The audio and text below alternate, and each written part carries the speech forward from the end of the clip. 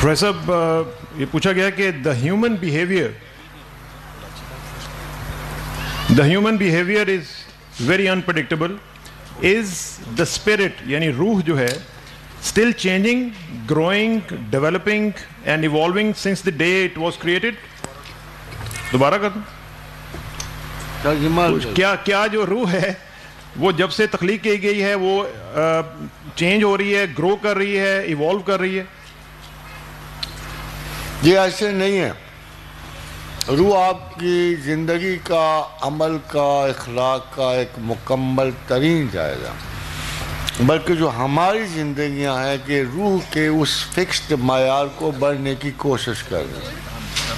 روح کا ایک معیار ہے وہ قربت خداوند میں ہے. جب وہ پہلے مرتبہ پوچھا گیا کہ کیا اپنے رب کو مانتے ہو, تو تمام روحوں نے اس علمی معیار کی صداقت کی گواہی دی جس پہ وہ بلڈ تھی, اور کہا جب الستو بربکم قالوا بلا, تو اب وہ ایک معیار اچیو ہو چکا ہے. اسی معیار کی وجہ سے انسان کو مسجود ملائک قرار دیا گیا. اب ہم بدنی طور پہ اسی معیار کو حاصل کرنے کی کوشش کر رہے ہیں جو ہماری ارواح کا ہے. بعض اوقات وہ ارواح جو ہیں ہماری بدنی ڈیزائرز کی وجہ سے پلیوٹ ہو جاتی ہیں, خراب ہو جاتی ہیں, پھر وہ اسنشن کے قابل نہیں رہتی, وہ ملائے اعلیٰ کو جانے کے قابل نہیں رہ جاتی. مگر اگر ہمارا بدن ہمارے روحی معیار کو تسلیم کرے تو پھر یا ایتھا النفس المطمئنہ ترجعی الی ربک راضیۃ مرضیہ فادخلی فی عبادی وادخلی جنتی. تو پھر ہم اس معیار کو حاصل کر لیتے ہیں جو ہماری روح کا اوریجنل معیار تھا. تو روح ڈیٹیریوریٹ ہو جاتی ہے, پروگریسو نہیں ہوتی.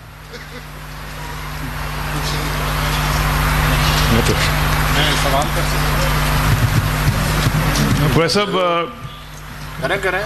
یہ سوال ہے, اچھا آپ بتائیں. مائک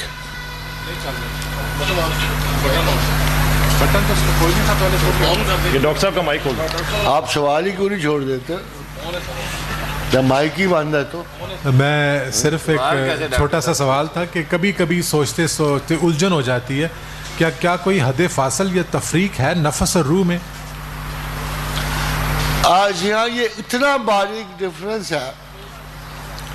آپ خود سوچئے کہ ہمارے اندر روح موجود ہے, فرضی طور پہ نہیں, وہ ایک خیال نہیں ہے, فرضی نہیں ہے, وہ ایک جزو بدن ہے. ہماری ریڑھ کی ہڈی میں وہ چپ کی طرح محفوظ ہے. اب دیکھیے وہ چپ اتنی باریک ہے کہ may be 1 billion size small of a computer. وہ اتنی باریک ہے کہ آدم علیہ السلام کی ہتھیلی پہ جملہ انسان جنہوں نے پیدا ہونا تھا ان کی ہتھیلی پہ ذرات کی شکل میں دکھایا گیا.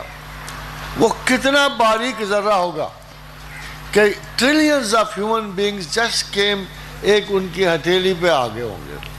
وہ اتنی باریک, وہ تھن ریلیشن جو ہے وہ اتنا مضبوط ہے, بظاہر وہ اتنا باریک ہے مگر وہ اتنا مضبوط ہے کہ وہ دنیا میں بھی آپ کو انسٹرکٹر گائیڈ کر رہا ہے, اور وہ خدا تک بھی وہی آپ کو لے کے جاتا ہے. اس لیے اس تھریڈ سے خواب میں بھی جب آپ سوتے ہو تو وہ تھریڈ آپ کے ساتھ ہوتا ہے, اور کائنات بالا کی سیر کرتے ہوئے آسمانوں میں بھی گھومتے ہوئے وہ باریک ترین تھریڈ جو ہے آپ کی روح اور بدن کے درمیان قائم رہتا ہے. اس سے تو کسی قیمت پہ انکار نہیں کیا جا سکتا. مگر یہ کہ اس کی ویزیبلٹی کیا ہے, تو ہماری آنکھوں کی حدود بہت کم ہے, اور ہمارے ویژن کی اپنی لمٹس ہمیں اپنی روح کو دیکھنے پہ مجبور نہیں کر سکتی. حضرت جنید بغداد نے کہا تھا کہ سب سے بڑی تکمیل انسان یہ ہے کہ وہ اپنی روح کے اس مقامات کو دیکھ لے جب اس نے قالوا بلا کہا تھا. مگر اتنا آسان. پوچھا گیا ہے کہ ہم لوگ تسبیح بھی کرتے ہیں لیکن غصے سے جان نہیں چھوڑتی. آپ کو کبھی غصے میں نہیں دیکھا, اس کی کیا وجہ ہے؟ میں بھی تسبیح کرتا ہوں خادم حضرات بات یہ ہے کہ یہ ایک ٹیکنیکل سا میٹر ہوتا ہے کہ آپ لوگوں میں کون سی جبلت کتنی طاقتور ہے. لائک آل ادر پیپل میں کوئی اس قسم کی گنتیاں نہیں جانتا جس میں لوگ کہتے ہیں کہ یہ ایموشنل سٹانسز نہیں. میں اس دنیا میں شاید پہلا تھنکر ہوں اگر لوگ جانتے ہوں کہ جس نے یہ کہا تھا کہ emotions and feelings are a science. میرے 10 سال کے بعد ڈیل کارنیگی فاؤنڈیشنز نے 10 سائنٹسٹ کی مدد سے یہ کنفرم کیا ہے کہ خیالات ایک وجود رکھتے ہیں, ایک خاندان رکھتے ہیں. اور آج سے 10 سال پہلے الحمدللہ اللہ نے یہ کریڈٹ مجھے بخشا تھا کہ پہلی مرتبہ کہا تھا کہ انسانی خاندان جو خیالات خاندان کی طرح ہوتے ہیں. ان کے بچے ہیں, بزرگ ہیں, بوڑھے ہیں, ان کی نسلیں چلتی ہیں.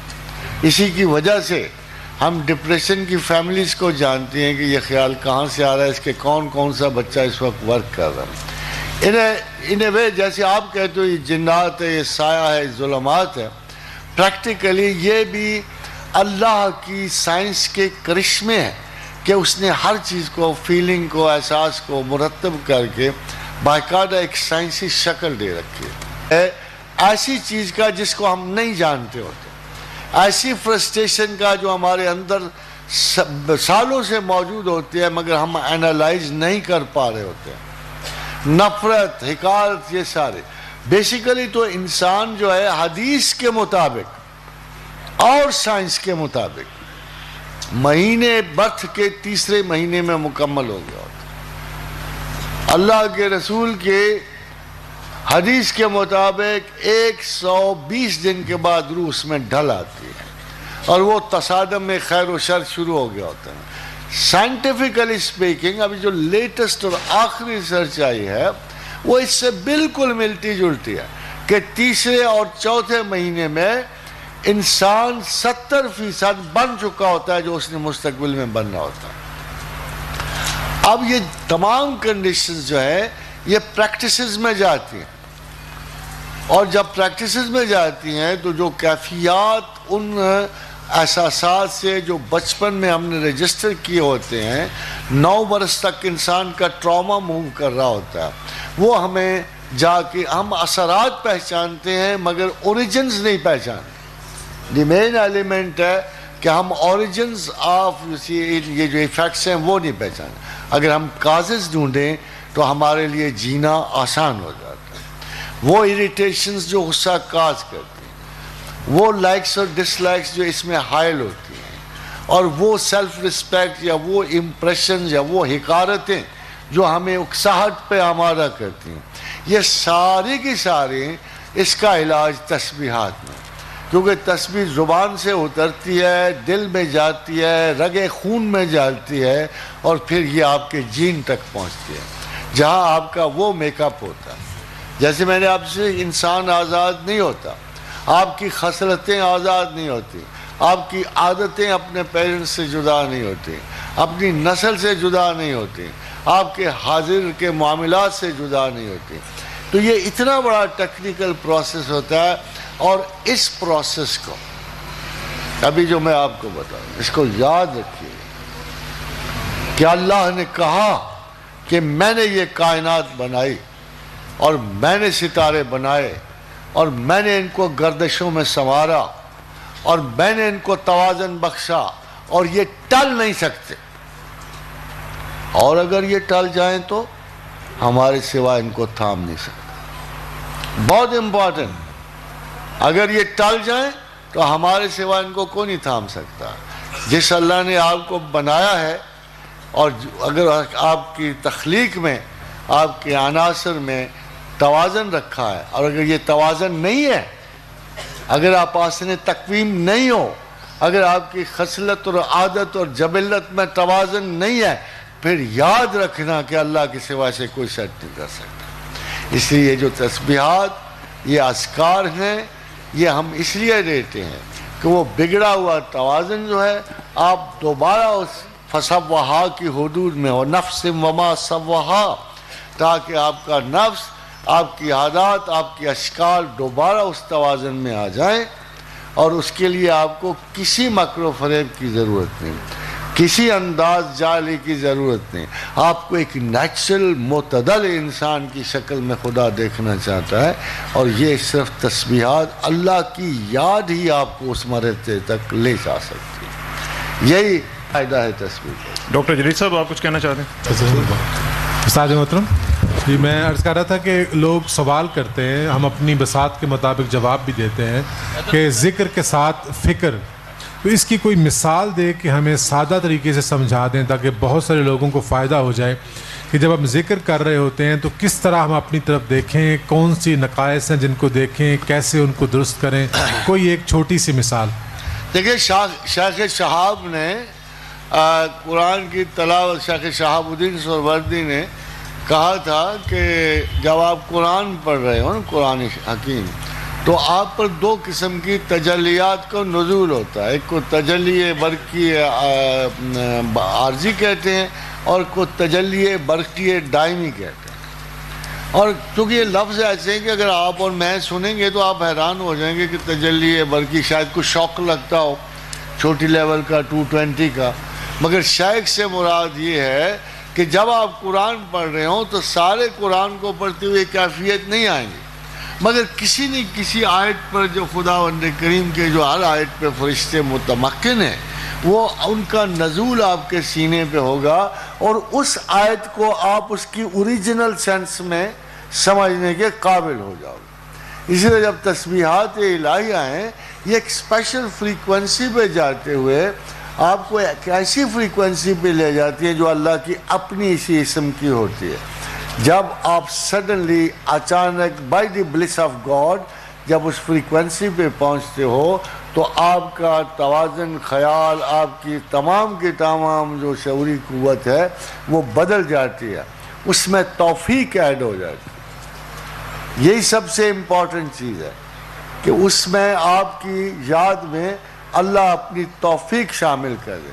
اور خادم حضرات ایک بات یاد رکھیے گا کہ اللہ کسی چیز کے وعدے میں شاید آپ کو اتنے بڑے وعدے نہیں دیتا جتنا اپنی یاد میں دیتا ہے کہ فَاذْكُرُونِي أَذْكُرْكُمْ وَاشْكُرُوا لِي وَلَا تَكْفُرُونَ, کہ تم مجھے یاد کرو میں تمہیں یاد کروں گا. ہم اپنی کمتر یادوں کے ساتھ خدا کا کیا کر لیں گے, مگر جب وہ ذات پاک ہمیں اپنے تلطف سے یاد کرے گی تو ہماری کائنات یقیناً بدل جائے گی. پروفیسر صاحب, اسی کے ساتھ ریلیٹڈ ایک سوال ہے کہ خواجہ اعزاز حسن صاحب نے پوچھا ہے کہ ایک طرف آپ فرماتے ہیں کہ نام انسان کی زندگی کا پروٹوکول ہے اور دو انسانوں میں موافقت یا انسیت کی وجہ ان کے اسماء ہوتے ہیں, دوسری طرف آپ حضرت علی اور حضرت عمر رضی اللہ تعالیٰ عنہ کی ایک حدیث کوٹ کرتے ہیں جس کے مطابق انسانوں کی دنیا میں موافقت اور انسیت جو ہے وہ اس کے بنیاد روحوں کا عالم بالا میں قربت کا ہونا ہے. تو سوال یہ ہے کہ انسانوں کے درمیان موافقت یا مخالفت کا سبب ان کا اسماء کا یہ بڑا آسان سا مسئلہ ہے, بڑا آسان سا مسئلہ ہے کہ جب ارواح میں موانست ہوتی ہے تو زمین پر آپ اپنی مرضی سے نام نہیں رکھ رہے ہوتے, آپ وہ نام رکھ رہے ہوتے ہیں جو ارواح کی موانست کی وجہ سے زمین پر ایک دوسرے کے قریب آ رہے ہوتے ہیں. لیٹس سے اگر میں یہ کہوں کہ اگر آسمان میں کسی سین کا اشرافیہ میں تعلق رے سے پڑ گیا تو جب وہ زمین پہ آئیں گے تو وہ کہیں بھی رہتے ہوں, ان کے جب سین اور رے سے نام ہوں گے, جب وہ اکٹھے آئیں گے تو وہ عالم بالا کا روحانی تعلق قائم ہو جائے گا. تو اس کو موافقت اسماء کہتے ہیں. اور بعض اوقات جب وہاں ایک تنافر کا احساس ہو تو زمین پر کتنے شریف لوگ آمنے سامنے آئیں گے تو لڑ پڑیں گے, اسے وہ تنازع اسماء کی علامت ہوگی. ٹھیک, مگر اس کے لیے بلال کتب نہیں کسی ماہر فن کا ہونا ضروری ہے.